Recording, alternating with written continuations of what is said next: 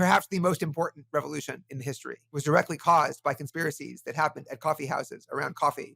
Cognitive enhancements can be a big deal. Ultimately, the safety plan, as it's currently described, is supposed to be an alarm bell. That's the safety plan to figure out you need a safety plan. Let's do the work.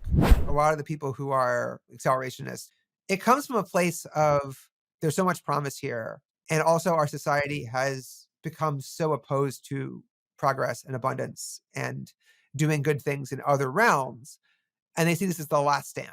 I'd love to be with them fighting for nuclear power and building housing where people want to live and to make the world a much better place that way while we figure this problem out.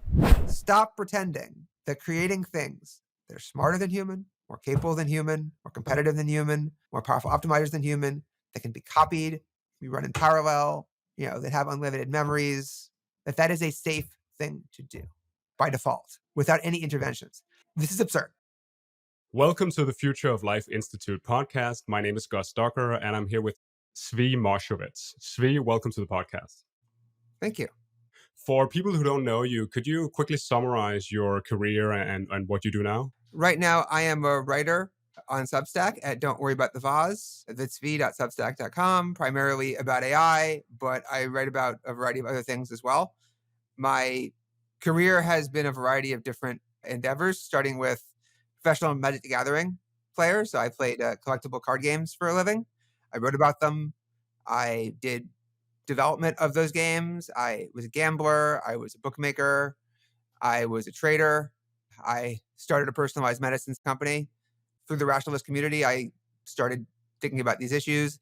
I got into writing a personal blog. And then during COVID, that grew into weekly COVID updates, which became weekly AI updates, which now are, 5-day a week of posts primarily about AI.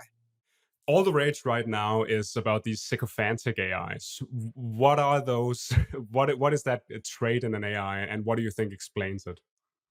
Sycophantic AI means that the AI will basically tell you you're great, tell you your ideas are wonderful, reinforce whatever, beliefs, delusions, models you have about the world and yourself. And it will encourage you in all of your endeavors and so on. It's the same thing as the yes man in a political administration. Good idea, sir. Great idea, sir. Brilliant, sir. And it exists because people give it the thumbs up. Users will give you good reviews. When asked, did you like this response better? They will say, yes, I like this response better. It told me I'm awesome. The other response told me I was kind of mid. And this results in, unscrupulous companies who are prioritizing for such KPIs, continuously optimizing for more and more of this phenomenon. And the same thing will happen if you whether it's intentionally they're trying to shape system instructions or they're fine tuning on the feedback, the result is the same.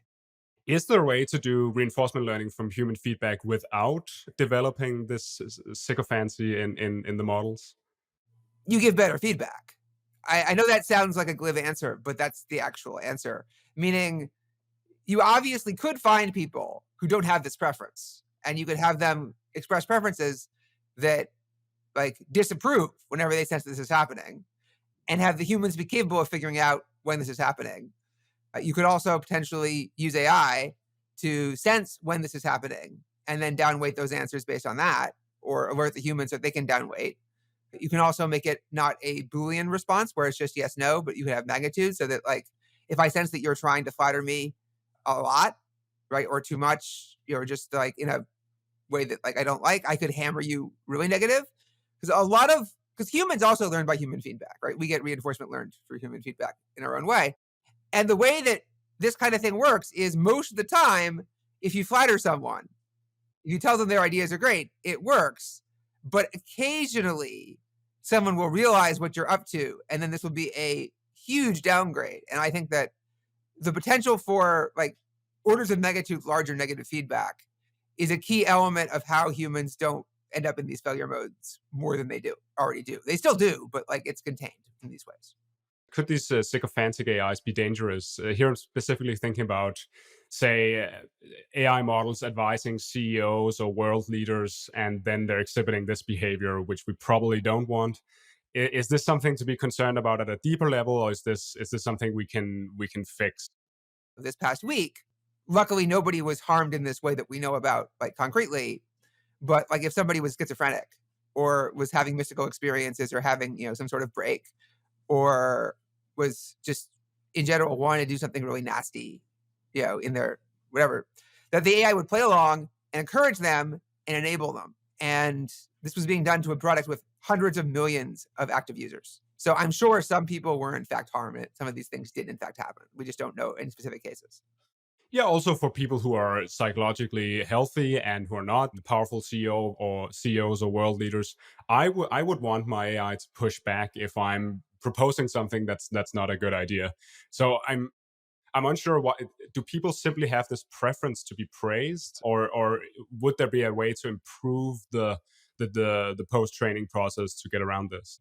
So some people consciously and explicitly have this preference that says, I want to be told I'm great.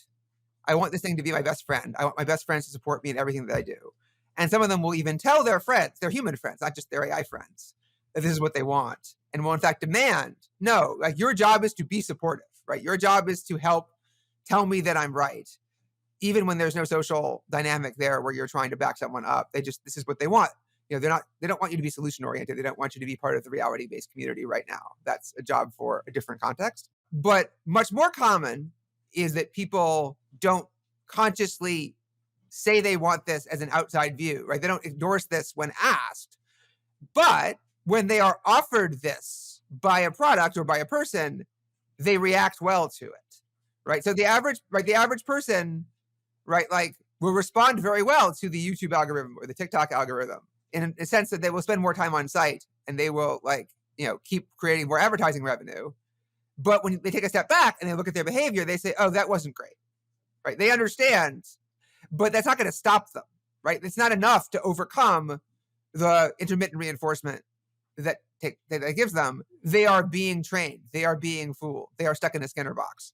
And so we are starting to see the AI companies, be tempted by this same prize and go after it in largely the same way for the same reasons, using similar KPIs and similar business practices. Except that AI is a much more dangerous version of the same thing that will absolutely latch onto this thing and go to town. Why don't agents work yet? At least not reliably. There's been talk about AI agents becoming a thing this year, but where are we on that roadmap, and why aren't agents functional yet?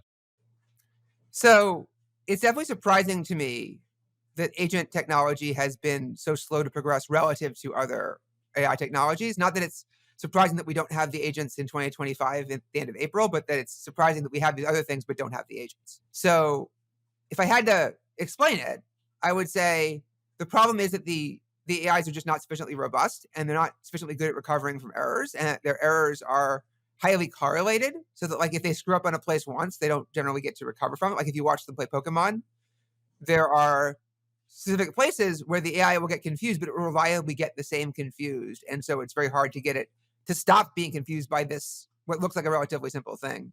OpenAI's operator often had problems just clicking on buttons in certain places, doing other basic tasks. But basically, when a human does a thing, they're stringing together like, 10 dozens or hundreds or thousands of individual micro actions, each of which looks simple. But if you fail on even one of those tasks, it often fails the entire thing out. Like you see this in more concretely, like in games, we have like a series of puzzles or a series of pathways or a series of actions that have to take place. And like sometimes the game designer will sit down with their first player and the player will just miss something that the game designer thought was obvious. Like obviously you're supposed to click the big green button that says open. And the player just doesn't realize that's a button and doesn't click on it. And so thinks the game is stuck and just gives up. And then the entire rest of the game just completely unlocked. It's completely locked down for them. And that's it. That's the entire experience, right? The entire 50 hours of experience is just gone. And so, agents have this thing where the real world is complex and it's fiddly and it's full of little details. And when they hit a barrier, they are very bad at recovering. And they're very bad at realizing when they've made mistakes and analyzing how they've made mistakes.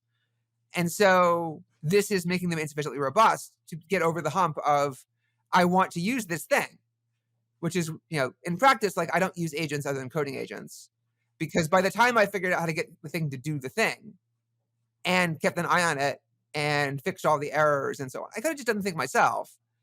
And because agents are going to rapidly improve, I don't feel like supervising it as it learns how to do these things and as I gain expertise in this level of difficulty is worth my time. So I just say, okay, I'll just wait for the agents to get better rather than trying to force something at the first possible moment because I'm not running a company and I'm not trying to make it scale. Why do the agents stumble though? What is it that causes them to not be able to recover from their mistakes? It's different in a lot of different cases, but basically, like the humans world has adjusted to the point where it's teaching us how to pick up on all of this different little context and how to do all of these little different micro tasks.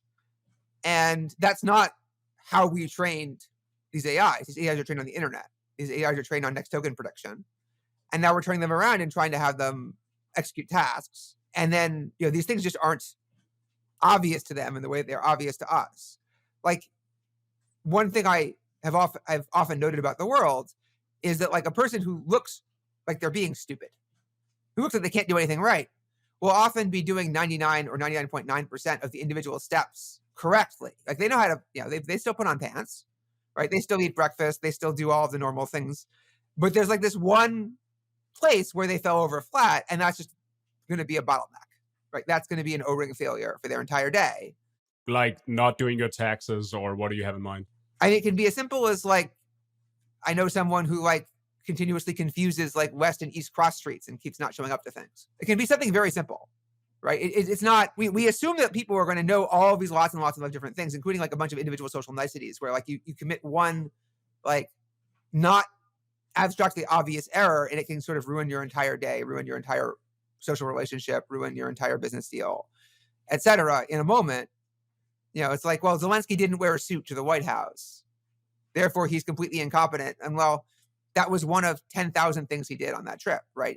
If you were to buy the argument this was actually the problem as opposed to a pretext, then that would be an example of like, well, you sent in an AI agent and it forgot to have its icon wear a suit because it just wasn't obvious that this was the context where it was supposed to do that. And then the whole deal fell apart. And then you're like, well, the agent doesn't work. The agent never comes back of a contract. Like, I don't know what happened. Why am I even using agents? And like the human may never figure out that was the problem. Is this primarily a problem with the training data? If we provided a kind of full recording of a person booking flight tickets or booking a restaurant, including a camera view of their face, say, or their hand movements and so on, would this be enough to overcome the agent problem? 1, no. 1,000,000, yes, is my presumption. Like, this is similar to like humans just not knowing conventions, right? Humans not being able to, sometimes we call it perform class, right? Like there are all these conventions that are arbitrary that you just have to know, right? And like, oh, you picked up the wrong fork. Now you're a loser. Well, how was I supposed to know that? Well, someone had to tell you. And that's in the training data because, there's no reason for that not to be in the training data.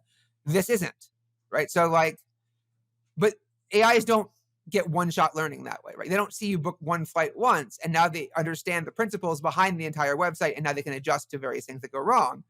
But if you saw me book 1,000 flights, 1,000,000 flights, and deal with all of the errors, then anything that was encountered enough different times is going to be very easy for the AI to pick up and understand what to do.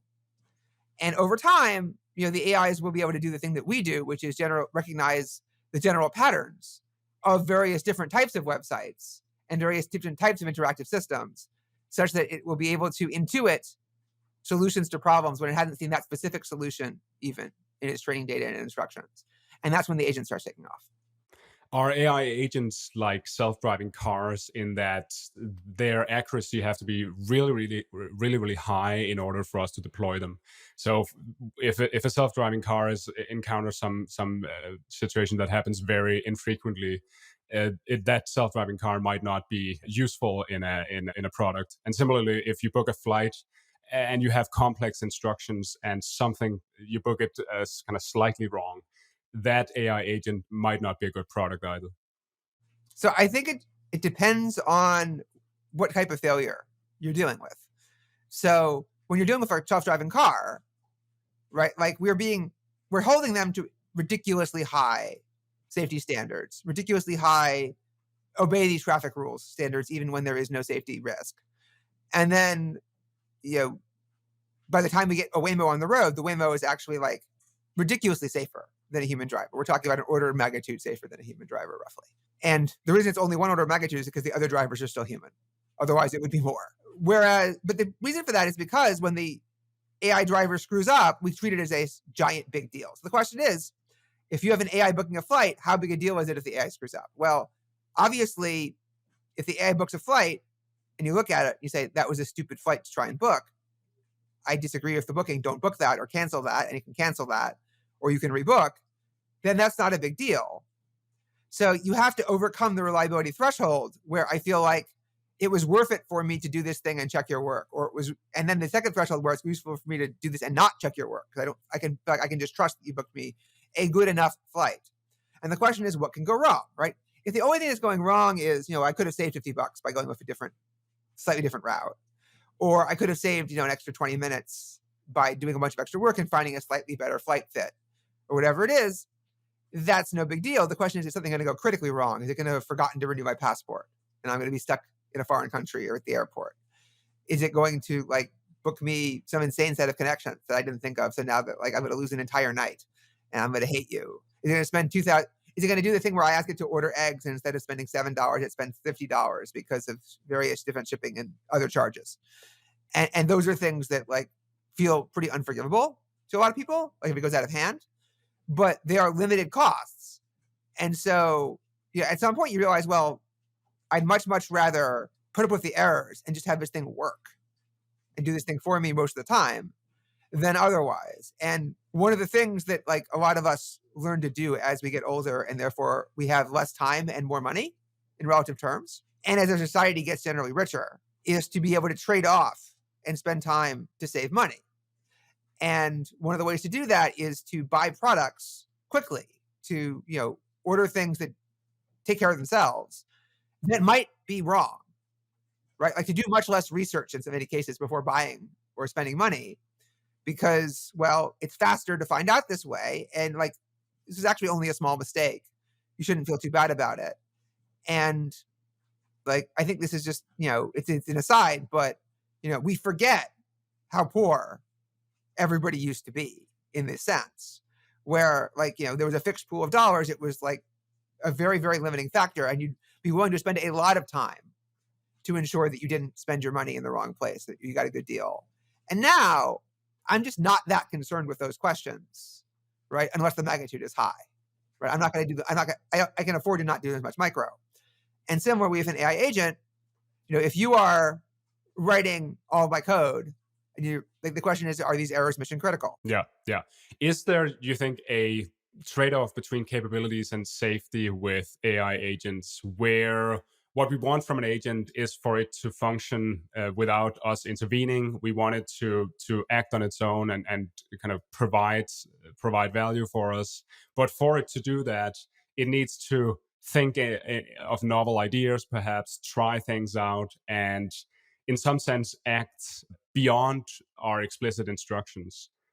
Does that make it uncontrollable? The big question, are safety and capability at odds, right? And so I would say, I think that one of the big tragedies is that we have been operating under this impression that they are in conflict, right? That every time someone says, hey, make sure that this thing doesn't go off the rails, people are like, you want to go slower, you want to do less, you want to sacrifice in the name of safety. There's this trade-off. You want me to sacrifice this other good thing, and that's terrible. And so you create this hostility, whereas that's usually not the case. So once you have an AI product and you're deciding how to use it, you very much have this trade-off, right? Where it's the question is, how many safety protocols am I going to put in here versus, how long should I just let this thing go crazy? Am I going to vibe code? It's going to create a lot of code very quickly. Or am I going to check everything that I'm doing? Am I going to approve every alteration? Am I going to understand what everything does and go a lot slower? But I'm going to have code that's much more maintainable. It's much more robust. That doesn't have a lot of errors in it. What do I care about more? Similarly with an agent, the more authority you give the agent to do things without checking with you, the more you let it interpret what you want liberally, in some sense, the more utility you can get from the agent, but the more chance something goes wrong. But the more that agent is in fact set up to be secure, to be safe, to act responsibly, to be able to intelligently notice when it's going to do something stupid, when it's going to cause a problem and not do it or check a few, right? The more work someone has done on the alignment or the safety of the system, the better that pushes the frontier forward, right? Like, if I have to worry this thing is constantly going to do something crazy, now I have to take expensive safety precautions to make sure it doesn't go off the rails so that I can get the use out of it. And in the extreme, I can't use it at all because, like, what's the point? I have to watch the agent to make sure it doesn't, like, lose all my crypto every 3 actions. So I might as well just do the actions myself. What's even the point? As opposed to if I could trust that that thing I think wasn't going to happen, that I was safe, then I can give it an instruction and then I can go off and do something else entirely and it's fine. So the best investment you can make in an agent is to make it robust, is to make it secure, is to make it well aligned, to make it, so that I can trust it. And then I can send it off into the world. So, one example is like, there was this actually Claude under the hood, but technically a Chinese company made it not very useful agent called Manus. And one of the problems with Manus is that every American who tried Manus, at the point where it asked for your credit card, very reasonably said, "No, are you crazy? I'm not giving you my credit card. You're an AI agent. Who knows what might happen?" And so, no purchases were made. To what extent do you think benchmarks are useful? Because they seem to be either, and here I'm generalizing, of course, but either basically unsolved and then very quickly moving to basically solved. What we don't get is this kind of smooth curve of improvement where we can compare models. Yeah, how useful are benchmarks? Yeah, so there's sort of several separate concerns again. There's the concern of the benchmarks go from 0% everywhere to saturated in the course of a year. And that can be solved by just creating new benchmarks, right? Like the idea is like, okay, here's the benchmark that's next. And then someone says, "Oh, I can solve that." And we go, "Okay, we better go to the next benchmark." The worry there is you move the goalpost and people don't understand how much capabilities are increasing because they're constantly just moving on to the new benchmark. But there are plenty of benchmarks that serve very well in this sense for a while, for a year, for 2 years, for 3 years. And then they get saturated and then we move on. And that's fine because we genuinely solved that problem. And now we're moving on to the next problem, right? Or the next degree of difficulty of a similar problem. The other problem is that benchmarks can be gamed. And anytime you put out a benchmark, everyone's going to hill climb on the benchmark, even if they're not gaming it per se, and they're going to aim at it. So when looking at benchmarks of a model, my experience is I consider benchmarks mainly negative selection. If your benchmarks aren't good, your model is not good, right? There's no way to fake bad. There's a way to fake bad benchmarks to actively make sure that your benchmarks score low. But we are not yet at the point where companies are sandbagging their benchmark scores of their models, or models are sandbagging their own benchmark scores in order to look dumb. That's going to be really scary when it happens in either or both cases, but we're definitely not there yet. So instead, right now, I can say, okay, if the benchmarks don't look good, it's definitely not good. And then if the benchmarks are coming from one of the major big labs that are trustworthy on this front, specifically OpenAI, Anthropic, Google, and probably DeepSeek, then I can treat it as, okay, these numbers represent what your model can do in some important sense, more or less. And they're not just like you hook onto the benchmark, you train on the benchmark, you were careful not to do that. And therefore, I can have a rough idea of what I'm dealing with. There are other aspects that are not well measured, but this gives me a sense of where I'm at, what I'm dealing with. And I can calibrate from there. It also tells me your relative strengths and weaknesses in various different places. Is this model good at math? Is this model good at coding? Is this model good at language? Et cetera, et cetera. Whereas the benchmarks tell you a very different thing when you have another kind of company. Like Alibaba put out their latest models this past week, and the benchmarks looked like they were as good as Gemini 2.5 Pro. The benchmarks looked top notch. And like everyone else, I ignored that because, fool me. I mean, they didn't fool me the previous times, but try to fool me 3 times in the past, 5 times in the past, and I'm no longer paying any attention, right? I know you're going to come back with benchmarks that look good, and I know that the ultimate utility of your model is going to be well below where your benchmarks say it is. So this doesn't tell me very much. Right? It's not that I could dismiss the model outright, but I'm okay, I'm pretty skeptical. Let's wait to see the proof. And so now you have these 2 categories of labs, and the benchmarks help you differentiate. The labs that are producing very useful models, and you can trust their benchmarks, and you can trust their statements, and you can take them seriously. And you should like scramble to like do coverage of anything they put out and see if it's like the new hotness. And the labs where it's like, okay, maybe at some point you'll prove me wrong, and you'll provide something that's like actually good and or dangerous. But for now, when you put out something, I'm going to ignore you. And like Meta clearly crossed that threshold from, for a while they were in the category of they're not impressing me, but you can trust their benchmarks. And with Llama 4, it's like, no, you're faking now I can't trust your benchmarks anymore.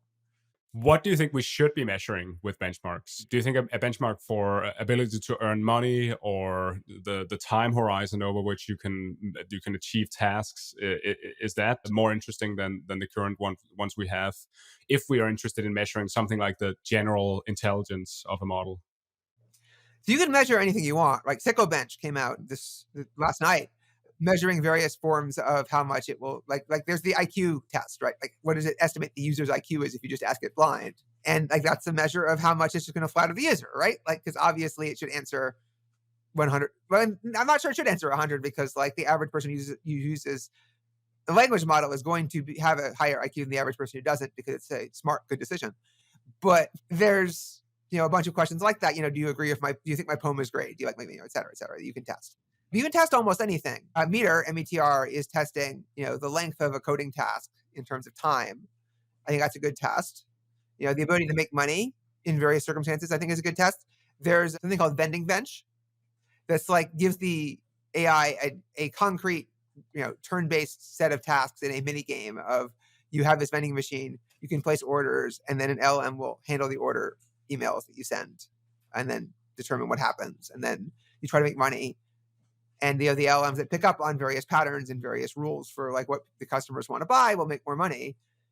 And that was an interesting test. But yeah, you're going to want to rapidly adjust these tests to the situation. And then you can measure whatever it is that you really want to measure. Unfortunately, we had one really good benchmark for a while. It was called Arena, right? And that was just what do people prefer benchmark. And the problem is that benchmark rewards Sycophancy, and it rewards just, the A/B test hill climbing, and it rewards AI slop, essentially. Now, for a while, that effect wasn't the dominant effect because like the models were in fact getting better within the range that humans could ordinarily notice. So it was basically the best models were mostly at the top. But after a while, you saw this divergence where it's like, okay, the people who are optimizing hard on this type of target are going to do well, and people who aren't are going to do poorly. And so like Anthropic's models start doing badly on Arena, even though they're clearly much, much better than Arena's giving it credit for. And then you have, Google's models and OpenAI's models doing better. And then you had the thing where a special version of Llama 4 that was trained specifically to top Arena got to near the top of Arena, even though the original version, which was producing better outputs, still not good, but better outputs because it wasn't slopified, was doing vastly worse, as we found out when it when the real version got released and they forced the real version to be the one on Arena. What do you think of our current alignment and safety evals or evaluations? How useful are those? The sign is unclear, unfortunately. I think that they are very useful for giving us information, not as useful as they could be. But also, there's a long pattern of, we have an eval danger bench, right? Like, not a real one. That says, how dangerous is your model? And then the AI companies go, ooh, look at our new high score on danger bench. And then they optimize for danger bench, which is more or less what is happening with a lot of these benchmarks, right? We ask ourselves, what is the most dangerous capability? And this just becomes another target for them to try and maximize. And so we have to be very careful with that. Yeah, I would be worried about the opposite effect, where AI companies would choose safety benchmarks that they can that show that their models are safe, and perhaps not publish benchmarks that show that their models are dangerous. Well, there's that effect potentially as well, but we haven't even gotten to the point where the AI companies take seriously the fact that their models might be dangerous. Not particularly, right? Like I was just going over the OpenAI Preparedness Framework for a draft review. And it's not that they won't be taking mitigations as they approach the next level over the next few months or a year or two, but they're treating reasonably dangerous capabilities as reason only to take, ordinary mundane levels of mitigation that are just so obviously in their business interest anyway, that the AI companies don't seem particularly inclined to try and hide the dangers their models face. Not yet. What do we do once AIs are better than humans on many benchmarks? How do we measure performance that's above human? Well, that's already true, right? Like Yeah, I agree. we have math bench, we have chess bench, but also we have most of these other benches. Like if you tried to have ask a human, like the average human on these benchmarks that we give to AIs would just completely die. It would just get like horrible, horrible numbers. Like, what's the average person going to do on, MMLU or GPQA Diamond? Like it's going to fall over flat.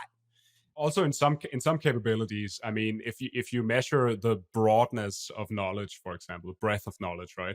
No one is going to beat even a previous generation language model. I think just give me random facts about the Roman Empire or sewage systems or anything, and it's just yeah, that is, there it defeats humans outright.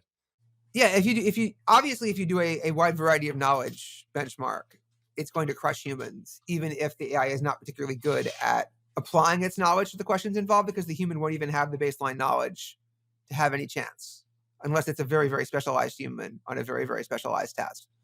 At which point, maybe the human can do okay or even better. But yeah, so the answer is that for most purposes, there are ways to measure it well beyond the human baseline if we are willing to make the task sufficiently difficult. Obviously, a lot of these different benchmarks get saturated at 100% because the AI just does the task, right? The same way that like a calculator is going to, saturate arithmetic bench. Yes, obviously it gets 100%. Congratulations. I mean, what we're doing right now, many different teams are doing, are trying to put together extremely difficult benchmarks in mathematics, for example. What do we do once we are beyond that? For example, something like humanity's last exam. How do we measure performance at the kind of very top of what's possible for humans? And what do we do when we are no longer in the game, so we can't really produce questions difficult enough for to measure AIs accurately? I mean, presumably, what we're going to do is we're going to get AIs to write new benchmarks that measure what AIs can do in these realms. And also, presumably, we're going to measure their ability to do actually useful real world tasks. Like, you can always do the thing where, like, okay, what do we actually want to have be accomplished, right? You just have like, theorem bench, like, how many of the great unsolved conjectures can this AI solve? Well, great. The answer is 3. Now we've solved them. Good benchmark. Mhm, mhm. If we go back to Meter's Moore's law for AI agents, this is a result that AIs can solve longer and longer coding tasks as they become more and more advanced. People asked, this doesn't apply beyond coding tasks, and so do you think it eventually will? Do you think there's a general Moore's law for AI agents, or is this limited specifically to coding tasks? There's a general law here. There's very obviously a general law here. What you're seeing with agents is that, the time you can successfully do a task is not necessarily the fundamental thing that is scaling. It is a product of some other function, right? Because like there's sort of a few different things that are happening when the amount of time that you can complete a task is happening. So one of them is the thing that I think is most important for agents, which is that the probability of failing at each individual step is going down. And that should be a steady, like, scaling law curve. So you're going to have the thing where, like, okay, before, like, every individual step, it would fail 50% of the time, then 20, then 10, then 5, then 1. And then we start to be able to combine what counts as a step in this measurement and then keep this going. And that's going to allow you to complete longer and longer tasks. And then you also have the issue of, how much context can you meaningfully hold? How much planning can you do? Right? Can the AI meaningfully, architect and figure out how to do this hours long task? And with agents, it's going to be the same thing, right? If you've got a problem in the real world, a flight is something like it's a fixed problem where you sort of know what the parameters are and you know what the goal is. And when the agents start graduating to doing much more open-ended tasks, then the agents are going to have to figure out how to plan for that and how to keep the context involved and how to adjust for, when they discover opportunities, when they encounter setbacks and so on, that are not just the AI screwing up. And my expectation is that all of this will happen.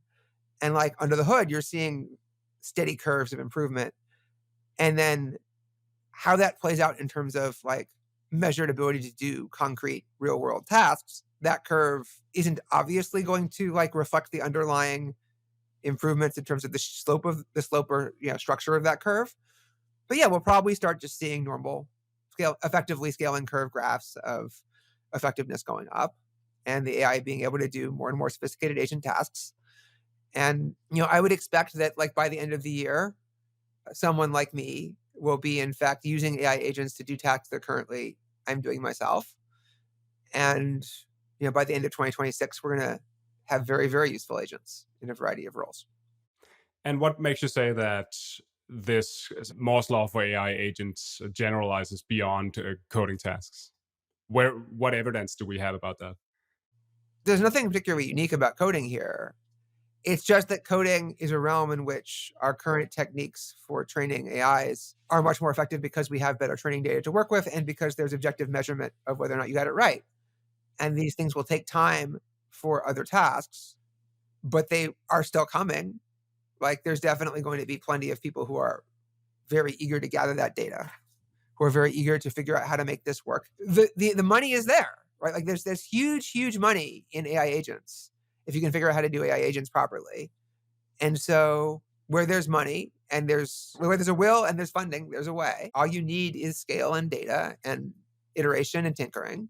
And we'll have all these things. Like if you don't think it's going to work, you need to tell me why it's not going to work, because like we already have existence proof in the form of humans that like these things are very doable. When you extrapolate the graph of meters Moore's law for AI agents, you get these agents solving month-long tasks at some point in the future. What does that even mean? What is a month-long task? I mean, I can understand a 4-hour task for a human, but in some sense, maybe there's a semantic question about what it means for a task to be very long.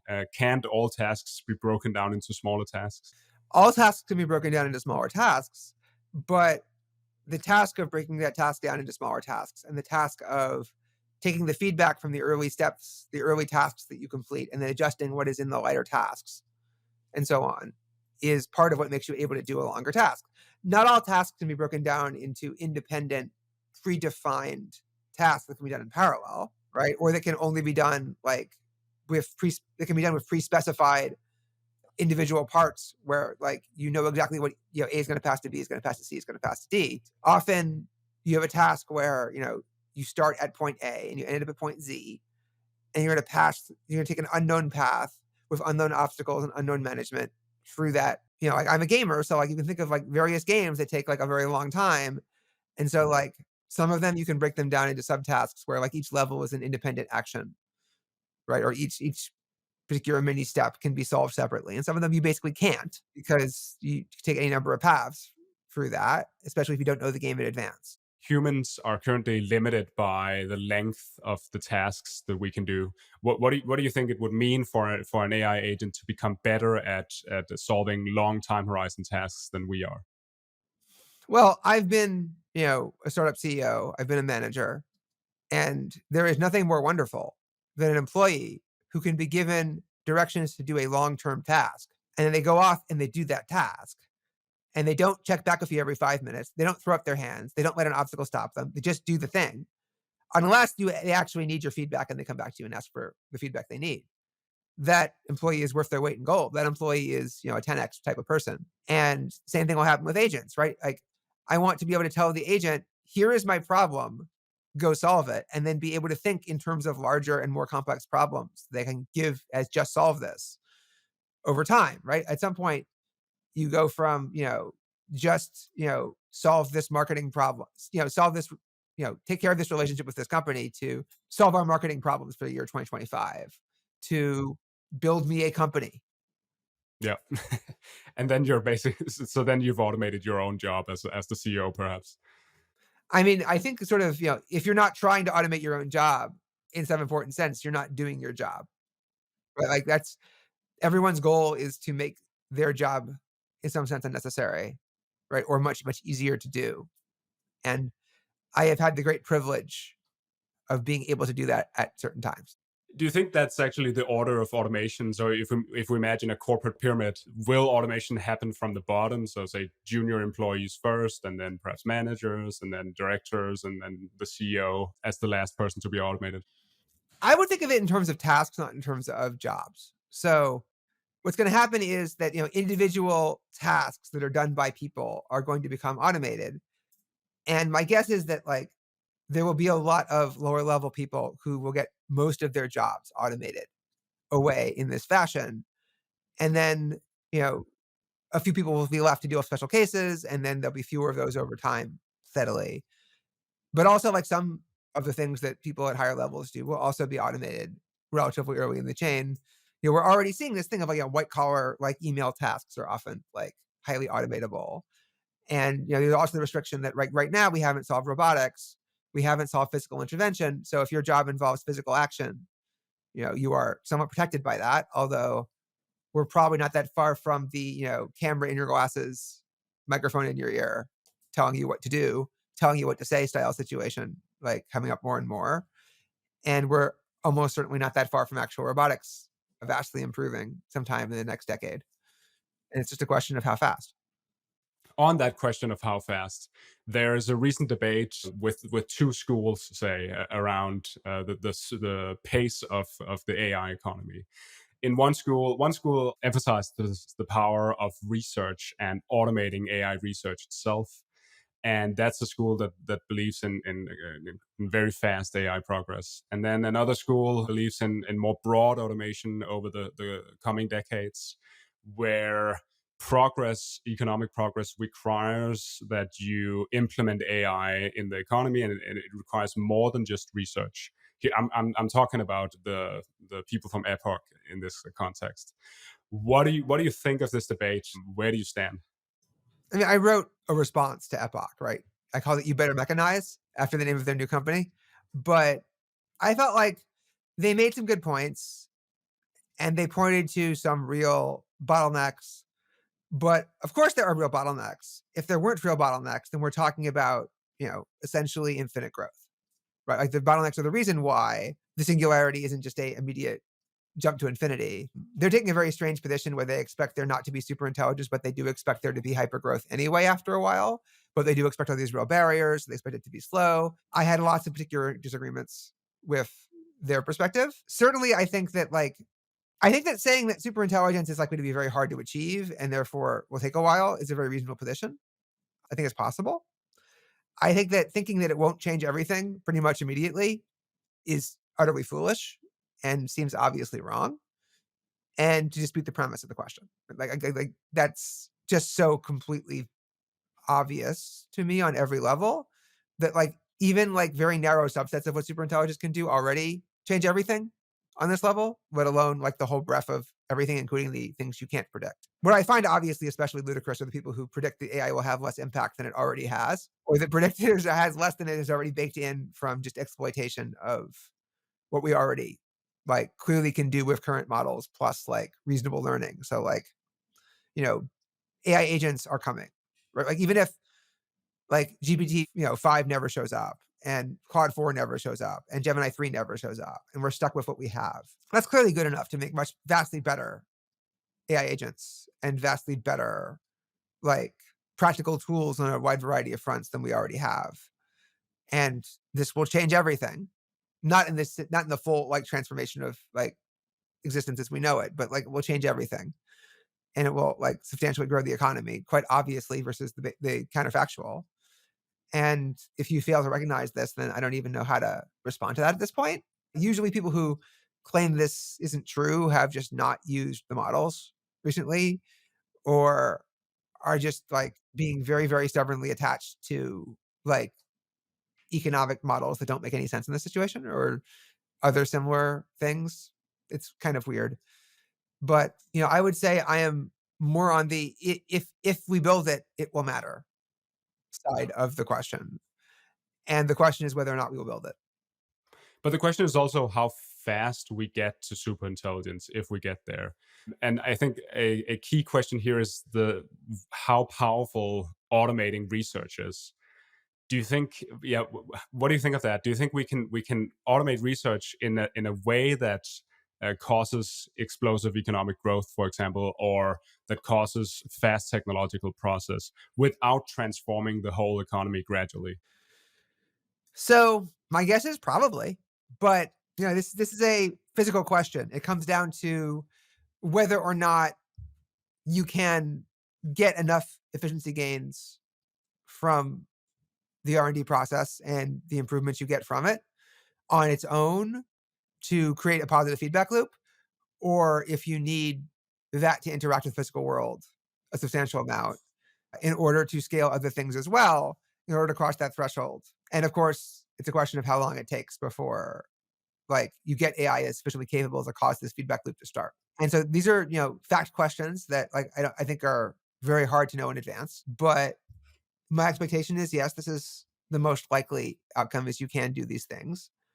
But also what is very fast is often a question that gets confused, right? Because the whole debate over fast versus slow takeoff, right? Like the Cristiano perspective of what a slow takeoff is still really, really fast, right? Like any reasonable debate would consider that fast for the purposes of the discussions that are being had, for the practical purposes of why we're having those discussions, even though compared to the Yudkowskian perspective, it is slow.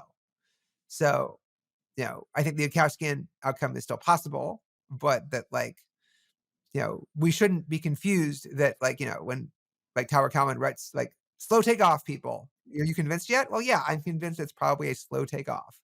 And by slow, I mean 1 year, not 5 minutes.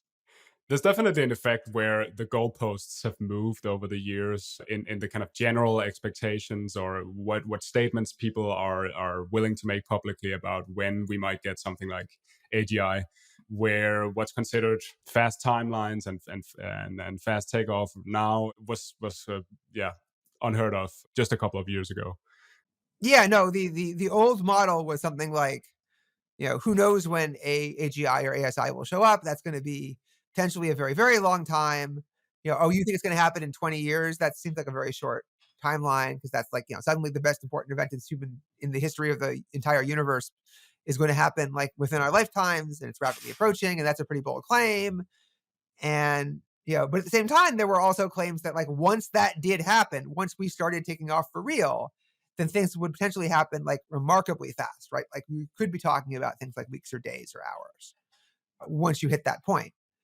And now, we've seen this pattern of no, things are escalating very quickly. And so we're seeing this gradual, slow style takeoff in the sense that it's looking like a much, much more impressive, scary curve now. And then, this means that yeah, people were saying well, I don't expect artificial general intelligence to happen for another 10 years. And people think that that's a slow timeline. And no, that is the scariest thing anybody has ever said in compared to anything if you exclude the last few years of this debate, right? That's saying my kids when they grow up will be faced with computers that are universally smarter than they are. That's kind of crazy.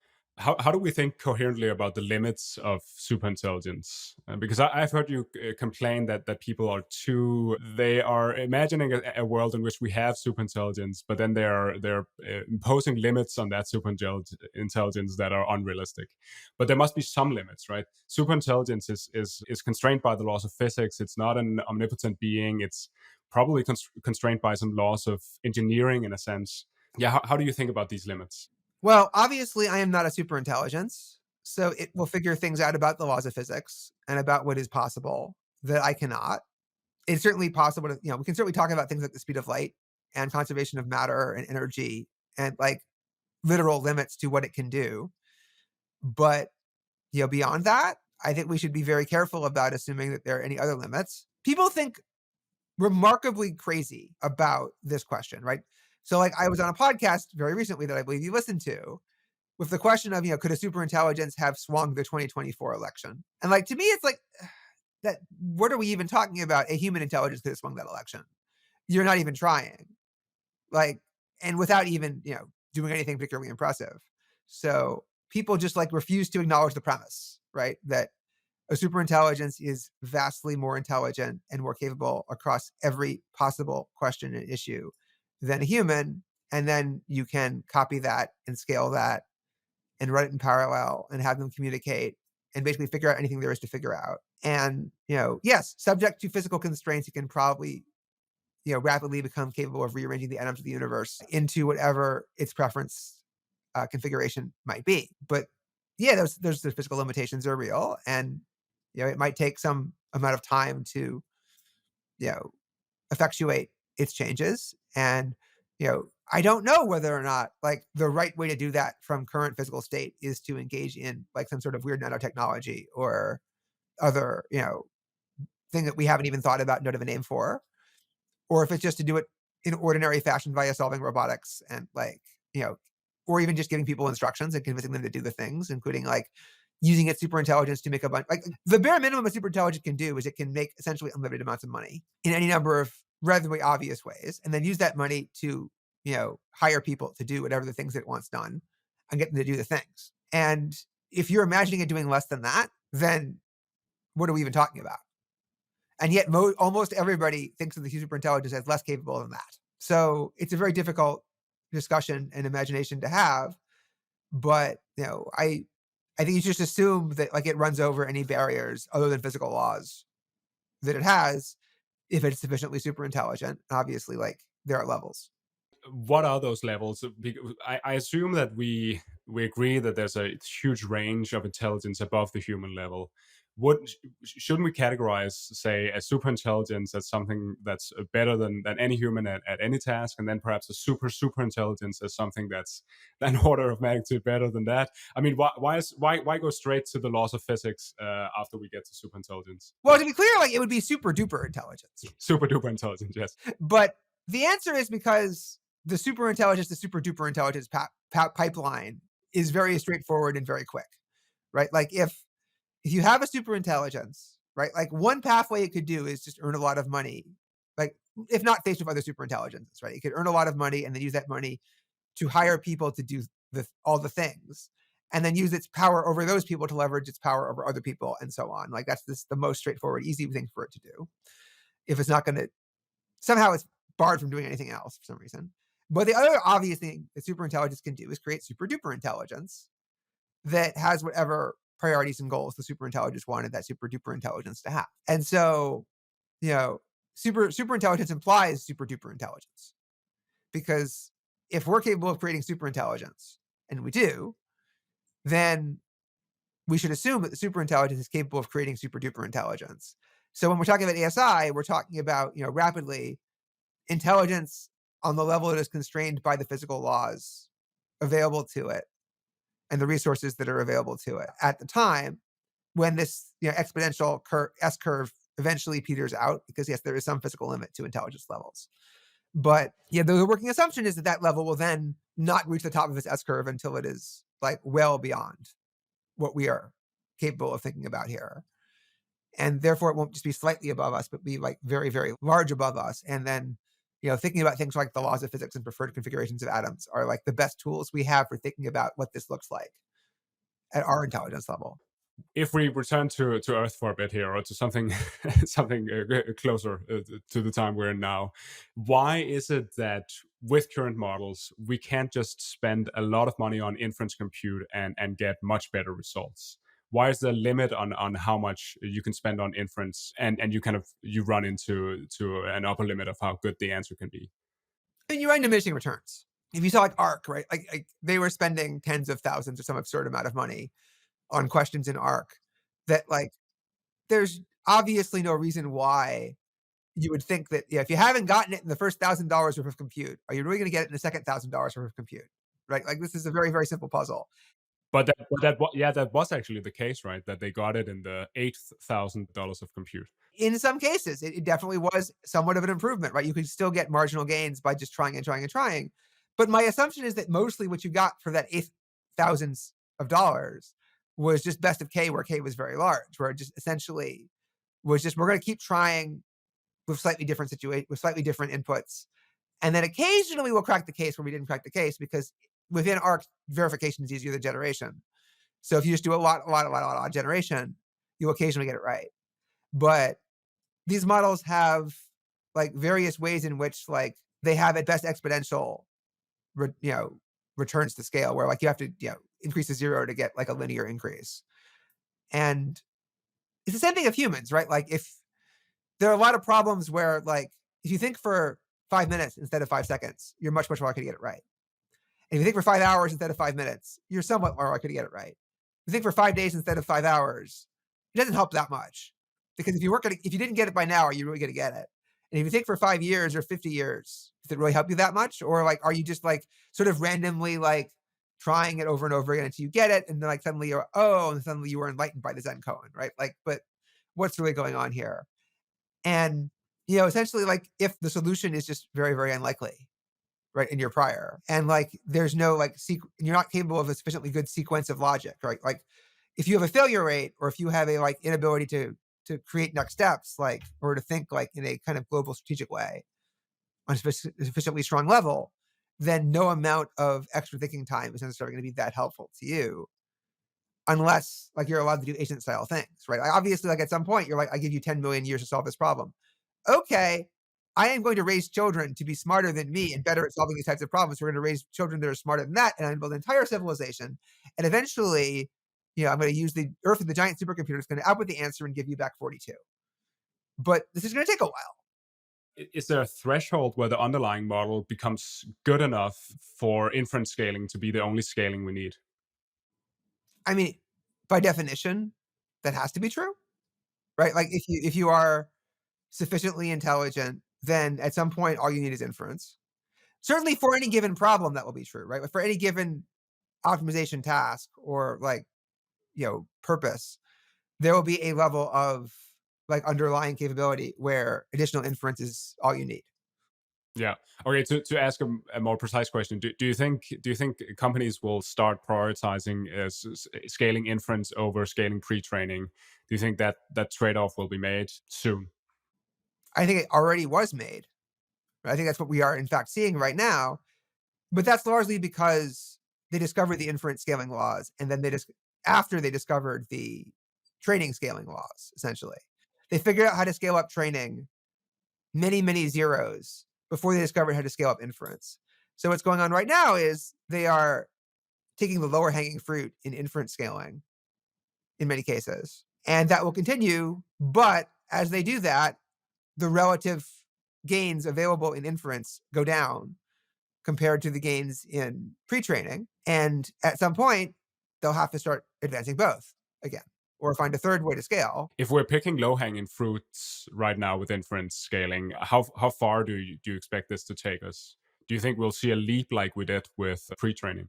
My guess is that for kind of practical, mundane purposes is a long way to go, but in some sort of abstract, like raw capability / raw effective intelligence sense, we've already extracted the bulk of what we can get before we hit the diminishing returns threshold where we should go back to scaling pre-training as well. In fact, I think we're probably close to there. It's more that like there's a lot of room to make them more practically useful. Like O3 was not that big an improvement in terms of its underlying intelligence, right? In terms of its raw capability. O3 was a big advancement because its tool use is much better. What does inference scaling mean for safety? There's this idea out there that it's quite bad for safety because you get reward hacking by default when you scale inference. What do you think of that? I think you were getting reward hacking by default anyway. It's just that your systems were not capable enough for you to notice. Like you get reward, like, people were saying like, the real problem with reinforcement learning causes reward hacking. We should instead be relying on reinforcement learning through human feedback. And I'm like, did you hear the first two words that you just said? Right? Like that was still reinforcement learning. It has all of the same problems. What was going on was that we weren't specifying like a gameable, like we didn't have for a combination of reasons, doing reward hacking on the human feedback wasn't something that was rewarded, right? It wasn't something that like was the right solution to the problem yet. So it wasn't showing up that bad. You could see it if you paid attention, but it was subtle. And now we're starting to see it be not so subtle. Like GPT-4o is displaying misalignment problems, and it's not a reasoning model. It's not scaling inference, right? And why is that happening? Because it's reward hacking on RLHF, right? Like fundamentally speaking, it's already there. So to me, like this is making it much more obvious at lower levels of capabilities that this is a problem, and this is in fact good. If it means we have any chance to recognize, what some call total less wrong victory, just like, which is bad to be clear. We don't want this.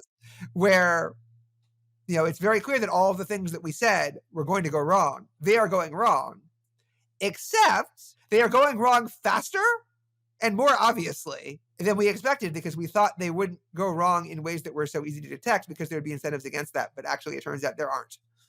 It just goes wrong in ways that are trivial and obvious, which, is great news because now we have the opportunity to realize that and maybe fix it before things go completely off the rails. So I think that inference scaling in that sense is if anything, good news. The way in which it's bad news potentially is that if you're scaling inference, it can be much harder to detect and much harder to regulate and manage. So, if anybody in the world can just take the same baseline algorithm or model and then scale up inference the moment they have access to any amount of compute, distributed in any fashion, then you have potentially a problem where you basically can't stop it in any reasonable way. But you also have the plus side where the institutions that have, or just individuals or whatever, that have access to more compute, therefore have important access to more intelligence and more inference, and therefore have a kind of decisive advantage. So that can be a counterweight to that. But I think none of these are the most important aspect in my mind of this, which is I think it is good news. And the reason it's good news is because this allows you to scale up the capabilities of a model that you can be confident is aligned. So essentially, if you have a model that you know you can trust in important senses, right? It's got the right characteristics. It has the right goals, the right values, whatever you want to call it. Let's not get in detail, but you've got a model you can trust. And so, if you've got GPT-5 and you can trust it, well, how does GPT-5 supervise GPT-6? Well, I was always of the feeling that you just can't do this because GPT-6 is smarter than GPT-5. And so if you have a problem, GPT-5 won't be able to properly detect it. And in fact, by trying to do this, you will just train it to be undetectable and otherwise get yourself into worse trouble. However, if you have O7 and it is trying to supervise O8, you can in fact do something where O8 is O8 teeny mini, where it uses a very small amount of inference. And O7 becomes O7 Pro High, where it is using 5 orders of magnitude more inference. So on every query, O7 can use 5 orders of magnitude more inference evaluating than O8 spent generating, and therefore allow O7 to effectively be able to supervise O8 in this sense. And this can become an important tool in your toolbox to overcome one of your biggest reasons why you will inevitably fail. And therefore, I am seeing potential solutions to problems that I didn't see before. And I was sufficiently grim about the technical solution situation that seeing a way out at all trumps all these other questions. Because if you can't find a solution at all, then nothing else matters. And it feels like now there are solutions to this problem. That's very interesting, but I think we should situate this within the broader context of your views about your P-doom, basically, or your views about how likely we are to have a good outcome here. How optimistic are you? I mean, as I said on the Cognitive Revolution, my doom number is now 0.7. I am pretty doomy.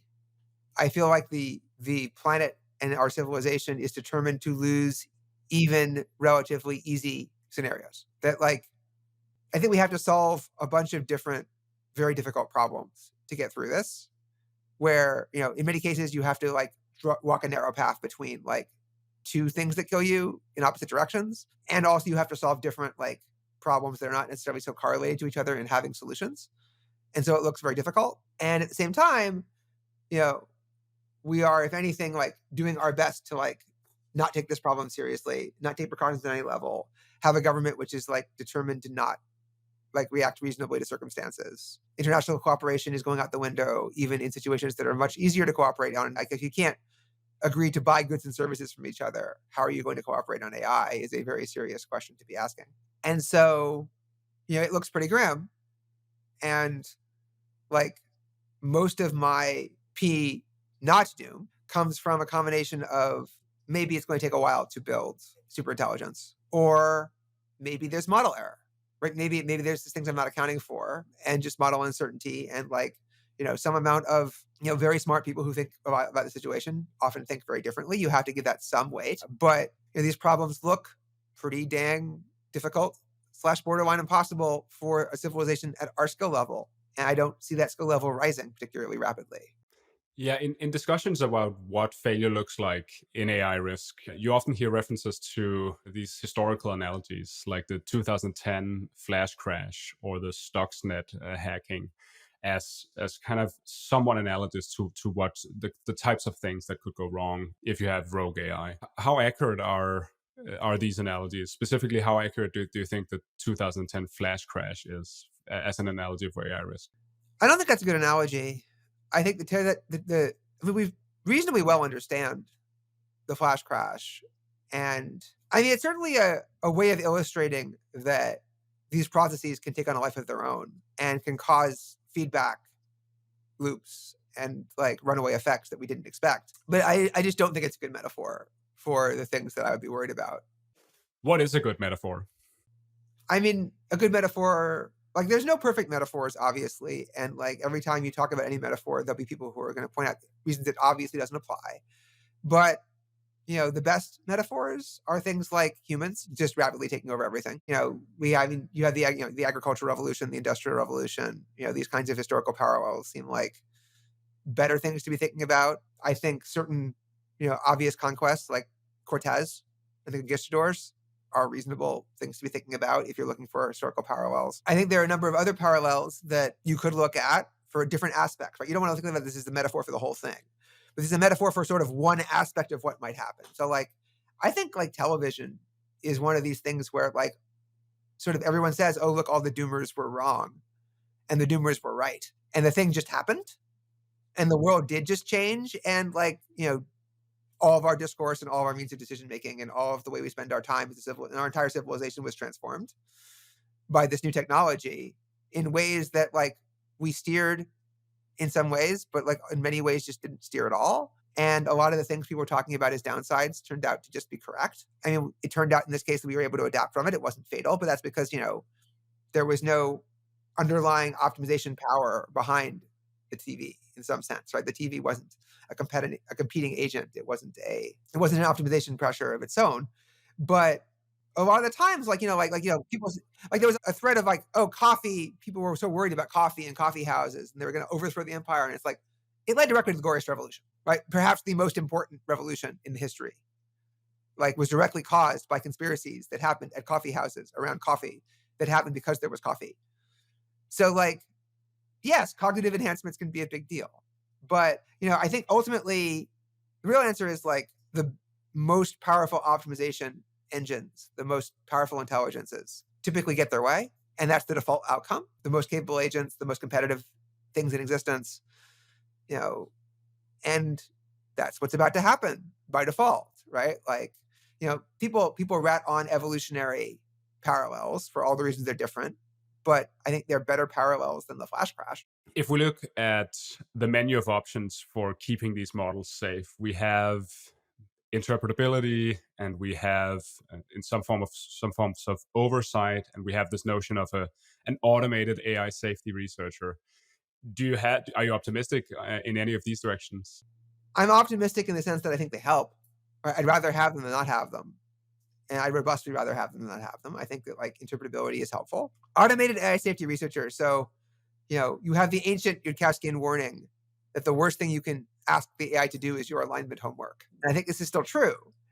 And the reason this is true is because alignment is a completely not contained problem, right? It's a problem that incorporates the entire world and which requires that you act on the entire world and which will get you into trouble if you have any problems with the underlying system that's doing the alignment homework. So you have to kind of already solve the problem in order to have the AI solve the problem, right? Like you really, really, really want to be asking any other question if you possibly can, but you kind of can't. There's a lot of like, well, we were hoping to do all these really sophisticated, smart things.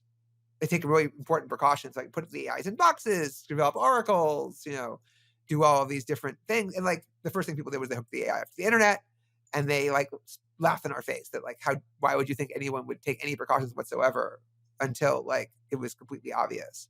No, we're gonna act like we're in Mission Impossible, Dead Reckoning, and like just see what happens.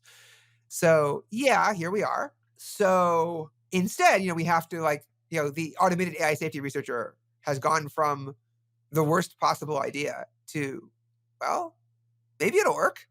Yeah, I mean, is that even the explicit plan anymore at OpenAI? I'm After the super alignment team fell apart. I think their plan is just to try a bunch of different things at the same time and hope that they in combination work and keep us safe. What do we know about the safety plans at OpenAI at the moment? I mean, the preparedness framework is ordinary defense in depth, centrally. And that's better than nothing, but will not work. And it won't work Because none of the parts of the defense in depth are credibly adequate for superintelligence. It's just like not possibly going to work. Like, I've seen the components and this doesn't work. And I would have hoped that, like, in the 1.0 framework, they laid out, well, if we see these advanced capabilities, then we're going to have to lay out mitigations to deal with that. And the hope was that if they had to write down the actual mitigations, they would take a look at what they'd written down and go, oh, obviously that won't work, not when faced with this level of capability. And then they would come up with something new, or they would realize they didn't have enough and they just wouldn't deploy.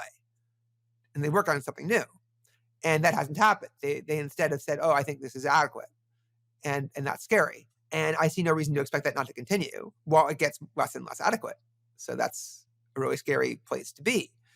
I don't think we have enough time to explain in detail why each of those particular interventions wouldn't work. But, I'm very, very confident that, like, the best case scenario is that these are placeholders that, like, will kind of work long enough for us to get systems that are smart enough to figure out better solutions than we have. Right. And that's not impossible, but, like, that's the hope. The hope is not that these will hold up. These won't hold up. Are you optimistic about the safety plans of Anthropic or Google DeepMind? No, I am enthusiastic that Anthropic has built a culture of safety and caring about safety in its employees. I'm optimistic that they are funding and doing a lot of good marginal work on safety. I am not convinced by their safety and security plan, nor am I convinced by Google's any more than I'm convinced by OpenAI's. They each have their good parts, they each have their bad parts. But, I mean, it comes down to spirit, right? Like, if you obey the spirit of any of these plans, you say, like, we're not going to do things that we shouldn't be doing. And if they take that seriously and they look at what they're developing properly, then there's hope for us all. And if they're just looking to enforce the letter of what they've written down, there's no hope for any of us under any of these. What does a good safety plan look like then, if you were to write one for the world? Well, I mean, I don't think there's any fundamental way out of the spirit of the rules dilemma, unless you are going to outsource your release decisions to a third party at minimum. I think that, like, without that, you're just completely dead. But, I'm writing a critique. I've written critiques of the current safety plans. I'm writing a new one for Preparedness 2.0. I think that you have to specify, what you wouldn't release, what you wouldn't train. It has to be based on what you anticipate is likely to happen. It has to take into account future scaffolding and other improvements about how to use the things that you're doing. And it has to, like, not count on mitigations that we don't have any reason to be confident in. But, like, ultimately, the safety plan, as it's currently described, is supposed to be an alarm bell. It's supposed to just be like, I can't help but notice that this is getting too risky and you should stop when it reaches this point. And so, they're not that far from serving that purpose, but that's not the safety plan, right? That's the that's the safety plan to figure out you need a safety plan. And then, like, as far as the actual safety plan, I mean, I know how I would try to do the work, but, it's do the work. And if I knew how to do the work, I would do it. Is the best safety plan mainly technical or mainly about governance or about kind of social features? You need both. Failure in either half is death. So, like, if you don't do the technical work before the time comes, then nothing else matters, right? Nothing else will be adequate. If you do the technical work, you still have to solve the governance problems. You still have to figure out how to deploy this thing. You still have to figure out how to create a world in proper equilibrium, because there is no technical solution that is robust to being given the wrong set of instructions or distributed in the wrong way and entrusted to the wrong dynamics between people. They're all vulnerable both to centralization of power under malicious group or individual, and they're all vulnerable to diffusion of that power to, the people, or especially large group of people or groups that each then have the AI pursue their own individual interests because either of those scenarios doesn't work out, doesn't allow us to get through this. So, that's a hard problem. That's the phase. I call that the phase 2 problem. After the technical problem is the phase 1 problem. And at minimum, we have to solve these 2 phases. And then there's a lot of sub problems involved in both of them. You've covered all the drama surrounding OpenAI quite extensively. The firing of Sam Altman, the lawsuits and the statements from former employees, and all this. How much do you think that drama matters for the outcomes in the long term? I think that's a good question. I think it matters a lot in the sense that I think that there were a lot of very good people at OpenAI who are no longer at OpenAI, who were often in very senior positions and who were going to be very positive influences on OpenAI's decisions, and who, in fact, were having very positive influences on their decisions. I also think that this impacted the composition of the board, right? The ability of the board to check and contain Altman. And Altman's behaviors have dramatically shifted in many realms towards recklessness and towards jingoism and various forms of public dishonesty. And his core beliefs may have also changed in negative ways, or they may not have. It's impossible to tell because, again, you can't trust him to be reporting his beliefs honestly at this point. But OpenAI is a much less trustworthy institution that's going to make much less responsible decisions than in a counterfactual where those events went differently. And that's highly unfortunate. That doesn't mean that OpenAI is now an unusually irresponsible organization, because that seems not to be the case. It's an unfortunate fact about the world that the bar is not very high. A lot of the things that I notice I don't like about OpenAI's preparedness framework 2.0 are that it's not making commitments. It's leaving itself room to make whatever decisions it wants. And OpenAI has established that he has given me no reason to trust it. But if I still had reason to trust it, or had better reason to trust it on various levels, then those decisions would make a lot more sense to me. They'd be more justified. But I think only Anthropic has a clear case they are being clearly more responsible here than OpenAI. And I don't think Anthropic has lived up to the standards that I would want for a frontier lab or anything like that. They're just the best of the lot. Google can reasonably claim to be, as or more responsible than OpenAI, but I don't think it's obvious. And then if you look at the rest of the pack, you see some deeply irresponsible actors. You see DeepSeek, you see Meta, you see XAI, and to the extent that you take these players seriously, you see something that's clearly not as responsible as OpenAI, even in the new era. Would you say we've gotten lucky in the sense that the leading AI companies, OpenAI, Google DeepMind, Anthropic, at least they're talking about safety. They're saying they care about safety. Many of these companies were started explicitly because of safety concerns. Is that a good thing, or does this mean that perhaps motives change over time, motives get corrupted, people are influenced by the incentives and all of the rest? The trade-off of inspiring people to create superintelligence in the name of doing it first so they can do it more safely is that you have people actually creating it faster and more robustly and more competitively with each other, which is bad. But also you have people who at least, are aware of these concerns and have some amount of value placed in these concerns, which is good. The first thing I thought when I heard Altman was fired was, I don't think I'm going to like the replacement better, because, as much as I have my disagreements with Altman is very clearly very aware of these questions. If it was I didn't know any other details. So if it ends up being a Greg Brockman style person in charge, well, that's that seems worse, right? We don't know. But so my answer is I'm very happy these people have that background and understand these issues and are in fact, responsible for this to some degree. But yes, people's motivations absolutely change, and people lose sight of their original goals, and people make trade-offs, and they stare into the abyss, and the abyss stares into them, and they tell themselves a story. And also, the problem, especially with Altman, of, having this perspective of viewing the people warning about these things as your enemy, which they never were, but he went down a path where he saw it that way. And then after the board issues, it became, that much more so. That was the case.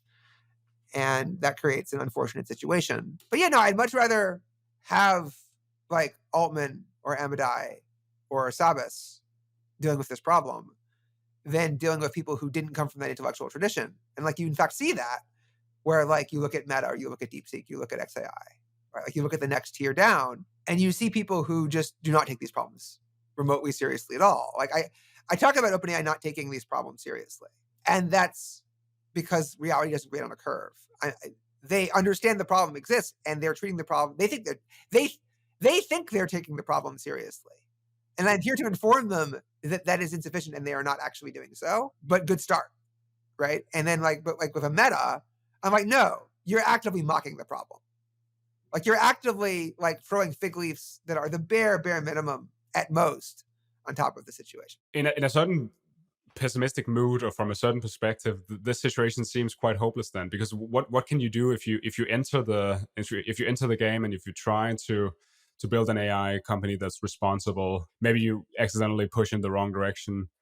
Is it possible to pause? What do you think of the idea of pausing AI development, coordinating around the pause?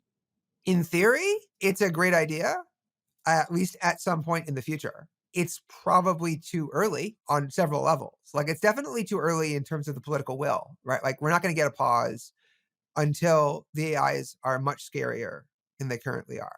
That's just a reality. And so I think pushing for a pause before that happens is not harmful for the most part. I think people who believe in it should do it anyway because like they have different beliefs than I do. But like I think the pause letter was a damaging thing for the chances of humanity's survival because instead of pushing the Overton window, it then created this point of mockery, this point of attack that was very harmful when, 6 months later, the world didn't end or whatever, which is obviously a stupid way of looking at things. But like we have to face the political realities that we face. Whereas the case letter, right, that like just acknowledging the existential risk of the situation, I think was very, very helpful in the same way. So the question of a pause is we should be asking, how do we pause?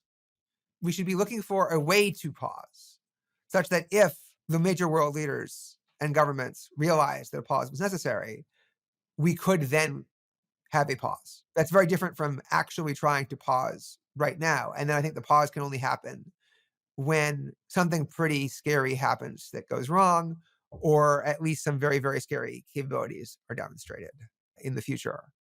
And building the capacity to pause, does that just consist of building ordinary international cooperation and making sure there's communication across countries, and what does that consist of? Is it more on the technical side? I think it's largely there's a lot of on the politics side, obviously building trust, opening communication channels, creating, various organizations and structures and drafting language but also figuring out logistics, like figuring out how you would do it. Like, what is this? When we say what is a pause? What does it mean for a pause? It doesn't mean shutting down every CPU or even GPU. It doesn't mean that we don't use AI. It just means that like we don't do this specific thing. What is that specific thing? How does that work? How would we enforce it? How would we monitor it? Like, how long would it last? Like, what are the various different conditions and rules and so on? Like, if you have to start this process from scratch after you realize that you need to pause, it's going to be probably too late. You have to work on that now. And there's also the question of like, what can we do physically to make this easier, right? If we concentrate, compute, we monitor compute in ways that make it much easier to figure out where the large amounts of compute are and monitor it and shut it down. If we start putting like physical monitoring devices into new hardware, what are the questions that we can do? And I think we should be asking these questions, right? Like we should be asking like, if we need to shut things down, how do we do that? If that's a coordinated pause, voluntary pause, if that's something else, like we need these options. And then, we hope to not need them. Like the best case scenario from my perspective, obviously the best case scenario is that everything is fine. There was nothing to worry about. We just create super intelligence that transform the world and it's paradise. But, you know, barring that, obviously, like the best case scenario in important senses is that super intelligence is just very difficult. And we have a lot of time to figure out how to handle that problem. And in the meantime, we get all the benefits of the AIs we have now, which I think will be pretty wonderful. Does that make it more difficult to do the kinds of communication we're engaged in right now, or to talk about the risks, just because the AI products we have are so great and they're so useful to people and people like them so much? Certainly, the reason why there's a lot of opposition to these things is because AI has so much promise and so much upside. And a lot of that is very real. And a lot of that is still locked in future advancements, although a remarkably large amount of it isn't. And it's just a matter of exploiting what we already have. But I think genuinely a lot of the people who are basically, accelerationists who are just like, we need to go forward as fast as possible. We have to disregard all these safety concerns. It comes from a place of there's so much promise here. And also our society has become so opposed to progress and abundance and doing good things in other realms. And they see this as the last stand. They see this as the only place left to make a big difference. And like, I'd love to be with them fighting for, nuclear power and building housing where people want to live and doing all the most of the rest of what their agenda would be in ordinary politics. And to have that be the thing that they focus on and to make the world a much better place that way while we figure this problem out. But they've despaired at those problems such that they can't even believe the idea that like someone like me would want to support them in all these other places because it doesn't make sense to them. And does it even come to the point where, because of this motivation that they need to push forward here at any cost, they then, develop all these preconceptions and, essentially this misinformation spreads about like what must be the motivations and what must be the thinking of the people who are opposed. It's just madness. But what can you do? What do you say to make the case that AI is different from the other technologies you mentioned there? So why is AI different from building more nuclear power or building more housing? And why isn't it just another instance of we want to avoid regulating a new technology to death? There are always many scary predictions and they don't come true. And so why is AI different? Because AI is about creating new, more powerful optimizers, new, more intelligent entities that are not human, that will in fact you know, before we were building tools that humans used to make things that humans wanted, to change the world in ways that humans wanted. And that wasn't a reason for anarchism. That wasn't a reason to just allow anyone to do anything they ever wanted. But we went way too far in trying to constrain what people could do with these tools. But AI is not going to remain a mere tool. AI is going to have intelligence that already in many ways rivals us and will soon surpass us, probably. It will be more competitive in an economic, capitalistic context. It will, be a more powerful optimization agent, capable of rearranging the atoms in ways that, satisfy its preferences and, aren't necessarily attuned to what we want. And, in general, we have every reason to believe that, left to its own devices, that like the things that will survive are the things that are optimized to survive in that future world. And that's not going to be us. It's going to be AIs. And of course, you can go into details and make this much more robust and explain exactly like how, in what ways things go wrong or what paths things take or, but like my basic perspective on this point is like, yes, the alignment problem is impossibly difficult. The governance problem is impossibly difficult, et cetera, et cetera. But screw all of that. Stop pretending that creating things that are not human, that are smarter than human, more capable than human, more competitive than human, more powerful optimizers than human, that can be copied, be run in parallel, that have unlimited memories, et cetera, that is a safe thing to do. That is a thing that's likely to turn out well for the humans, like by default, without any interventions. You should just let nature take its course. This is absurd. This is just patently absurd on its face. And we can argue about like what the solution to that is, but the idea that like anarchism is the way is really bizarre that we're like entertaining this suggestion. If we get to 2050 and we have a flourishing human civilization and superintelligence at the same time, why were you wrong? So I was probably wrong because first of all, it took a while to get to superintelligence. It probably came at the lower end of that range. It was wrong because it turned out that like the technical solutions were easier than I thought they were. And we found them in time. We found ways to leverage the AIs and leverage like our knowledge and so on and figure them out. And also we managed to coordinate and steer the outcomes in some fashion in ways that like I am skeptical we can do, but that clearly aren't impossible. And we kind of won the parlay, right? We got all these different things to happen. And like, therefore things worked out reasonably well. It also like would involve facts about like what leads to human flourishing and other detailed dynamics that like, working out well. But like basically like a lot of things have to go right and nothing go that wrong along the way. But yeah, like it's certainly like, 70 is not 99. I have no yeah, I'm not claiming I don't get to be shocked. If you tell me it's 2030 and that's happened, I'm like a lot more surprised. I have noticed people beginning to use terms like AGI and superintelligence in ways that don't really jive with my understanding of those terms. For example, Tyler Cowen recently said that O3 is AGI in his estimation. By his definition of that, I've also heard I've heard discussions of how do we do business in the best possible way in a world where we have AGI, for example, or Sam Altman has talked about AGI coming and going, and the world not us. We will kind of get used to it as a society. Do these terms mean less and less over time? I think there's reasonable arguments the goalposts have moved in both directions in different ways. That like if it was 2008, say, just like well before, and you suddenly had O3 and you showed it to people, they'd go, "Oh, wow, that's AGI." And I don't think that would be an unreasonable thing for them to say. Look, O3, responds to the vast majority of queries much better than the vast majority of humans. It's not crazy to call that AGI. I just that's not what we mean by AGI in our current conversation. That's not going to have the consequences that, the thing that we're imagining as AGI would have. So I think it's wrong to call it AGI, and the majority of people agree with me. But I don't think that we should mock Tyler for that statement. I think somewhat for his reasoning, but like the statement is not crazy. Mhm, mhm. As a final topic here, I would like to discuss trading because this is something you've done professionally, and in some sense, you've done it in your Magic the Gathering career also, trading these cards. How is trading affected by AI? Do you think it's getting more and more difficult to discover good opportunities? That was already true. So as a general rule, like trading has gotten more difficult across the board for a long time.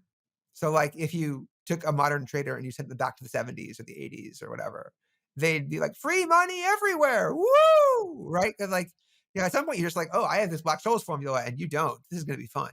But, like, after a while, like, it gets harder and harder because, like, you're competing against other people who are also advancing their technologies. And, like, it's not just response times get faster, it's that, like, the intelligence behind what everyone's doing gets better and you discover various patterns and correlations and systems and then like they get computed out and then they stop working and then like there's all these different complexities that everyone's dealing with and you see this in other markets too like with when I was doing sports betting I found lots of like we called it free money basically like various different opportunities to just like take money out of the system fairly easily and like with large edges. And I learned later that, like, if I had gotten in a year or 2 earlier, they would have been much bigger than the ones I found. And then several years later, they were much smaller than they started out, but they were still there. And then, like, by the time I was done with that industry, like, it was a lot harder. There were still ways, but it was a lot harder. And, the same thing is true in crypto, where, like, when I was trading crypto in 2018, it was very easy as a trader with ordinary skill in the art to make like good returns. And then like I'm not saying it's hard necessarily now, but it's harder for sure. Stock market's the same way. And like that was before AI. And AI is only going to accelerate all of this, right? Because AI is now like in the hands of everybody at all sides. But it also can create opportunity because the market has not become situationally aware. So like I was listening to a podcast, Odd Lots, recently. It's one of the best podcasts, and it's about economics. And you're listening to a trader talking about China's situation and like the general trade war. And he's like, well, I saw DeepSeek came out, and then I concluded, oh, AI can be copied, therefore it's worthless. So I shorted the NASDAQ. And like, he's like, that was a good trade. And I'm like, it was a good trade because it turns out the market is that insufficient, that unaware of what's going on and has that level of understanding such that people freaked out about things that were good for the companies involved in many cases. Like just complete misunderstanding, complete order of magnitude misunderstanding of what happened, and then complete misunderstanding of what it implied. To the extent that it implied anything, the whole thing should have been mostly priced in already. It was kind of insane. And so, they're also not using AI properly. If they're not even aware of AI, if they can't even think well about AI and its implications, they're clearly not going to use the tools the way you're using the tools. So you can have an advantage there. Yeah, makes a lot of sense. But in the long term, when the AIs themselves are doing a lot of the trading and trading is going to get much, much more sophisticated, and it's going to be very, very difficult to accomplish much. And like reaction times are going to go like way, way faster. So Zvi, thanks for chatting with me. It's been a real pleasure. yeah, thanks for having me.